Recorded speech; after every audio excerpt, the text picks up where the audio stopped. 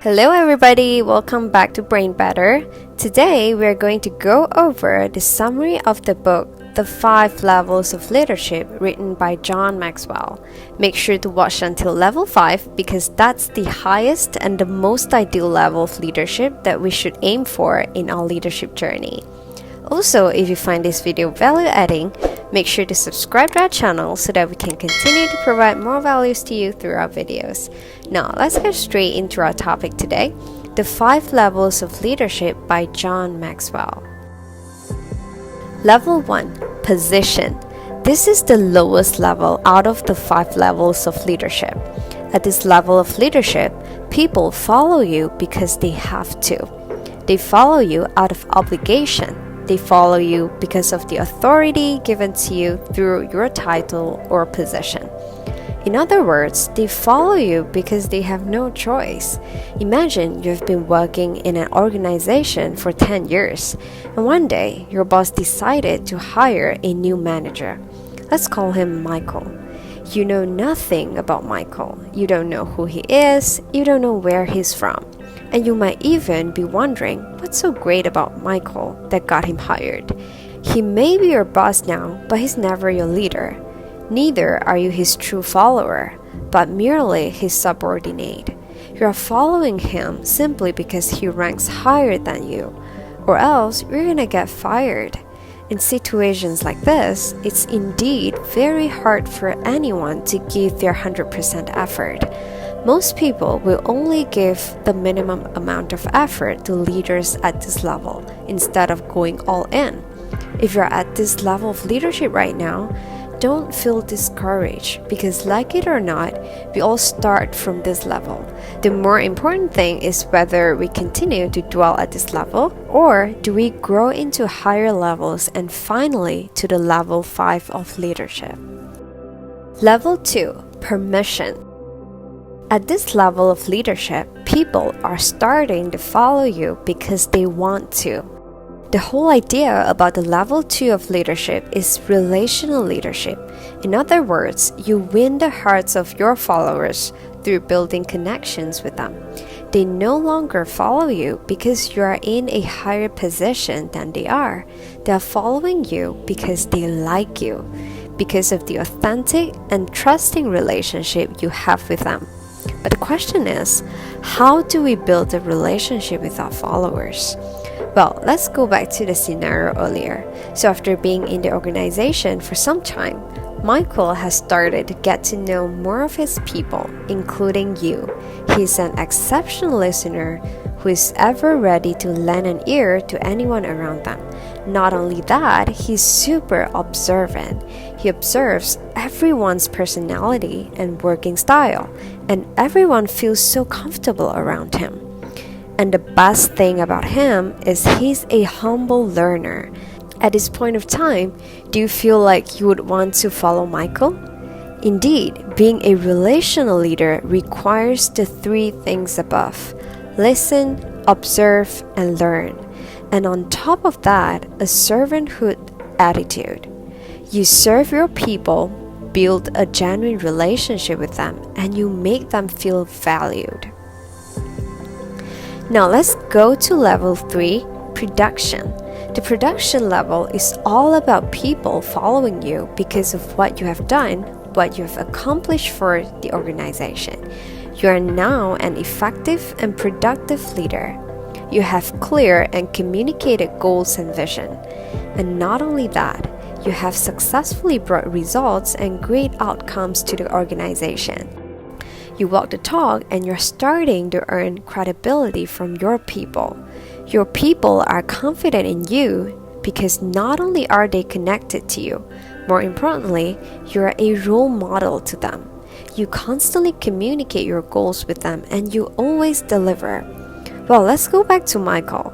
So after being in the organization for a year, Michael managed to bring in amazing results. He took the sales off the roof and doubled the profit of the whole team. He never misses his target and he always delivers what he promises. He still maintains a good relationship with everyone. But more importantly, he produces good results. And now you're starting to see the value your boss sees in Michael. You know why he hired Michael now. You're starting to gain confidence in Michael. You know he's not just a talker, but he's a doer. And yes, that's the level of impact you have as a leader at level 3. If you're at this level right now, congratulations! Not only are you a relational leader, but you are also a result-producing leader. But do not stop here. You're a good leader now, but the next 2 levels of leadership are the ones that are going to make you great.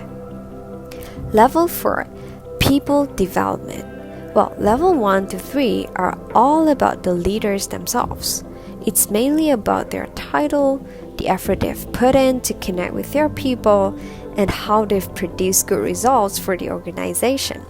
But level 4 is all about the people. People are now following you because of what you have done for them. You no longer focus on yourself, but you're focusing on empowering people and impacting lives. You're focusing on investing in your people to develop them into leaders. And as a result of what you've done for them, they now look up to you as the leader among the leaders. Well, human capital is undeniably one of the greatest assets of any organization. And when it comes to people development, there are 3 important things to keep in mind. Number 1, recruitment. It all starts with who you bring into the organization and whether you have the ability to bring the right person in. Imagine your organization is a pond. Obviously, you need to bring in fish or anything that can swim. You're not gonna bring in birds in your pond. Not because those birds are bad or anything, it's simply because they can't swim. They're not the right people for your organization. Second, positioning. You bring the right people in, and more importantly, after that, you place them in the right position according to their strengths. Remember at level 2, we mentioned about building connections with your people through listening, observing, and learning? Yes, that's a very important step we cannot miss if you want to know what our people are good at. You don't just look at them and immediately know their strengths. It requires having a certain level of connection to know their strengths and the exact place they should be to be at their full potential. Remember, good leaders know what they're good at, but great leaders know what their people are good at, and they bring the best out of their people. They become great by lifting up others, which brings us to number 3, equip. Once you have put your people right where they should be, it's time to train them. You give them the resources they need to grow. You develop and nurture them into another you, or even a better you. But you might be asking, how do we do that? How do we actually equip someone into a leader? So according to John Maxwell, there are 5 steps to do it. Step 1, I do it. Step 2, I do it and you're with me. Step 3, you do it and I'm with you. Step 4, you do it. Step 5, you do it and somebody's with you. Being at step 5 means that not only have you developed your people into a leader, but more importantly, they now have the ability to grow someone else into a leader. So you're basically multiplying leaders in your organization. Finally, after everything you've done, you have now reached the highest level of the 5 levels of leadership, the Pinnacle. At Pinnacle level, people follow you for who you are and what you represent. You have earned your people's respect, you know the way, you go the way, and you have shown the way. The whole organization has become better because of you. You have created a legacy. More importantly, the organization's growth no longer relies on your presence, not because you're not important anymore, but on the contrary. You're too important, so you have multiplied so many yous to keep the organization going even when you're gone one day. And remember, leadership is an ongoing journey. Even leaders who have reached the pinnacle level are still learning and growing actively. Pinnacle leaders don't view the pinnacle level as the finish line. They don't just stop there. Instead, leadership has become their way of living. They continue to build relationships with new people. They continue to produce amazing results. They continuously grow and develop new leaders. They continue to empower and enrich thousands and millions of lives. And the craziest thing is because they have grown so many leaders, the impact they make now is multiplying at an infinite amount. After going through all the 5 levels of leadership by John Maxwell, take some time to reflect and see where you are in your leadership journey right now. Whichever level you're at, let's continue to grow and change lives together. Also, if you love this video, do check out this playlist that covers other topics related to leadership. Don't forget to subscribe and turn on the notification bell so you don't miss out on all these value-packed videos on leadership, psychology, relationships, and so much more. See you in the next video. Bye!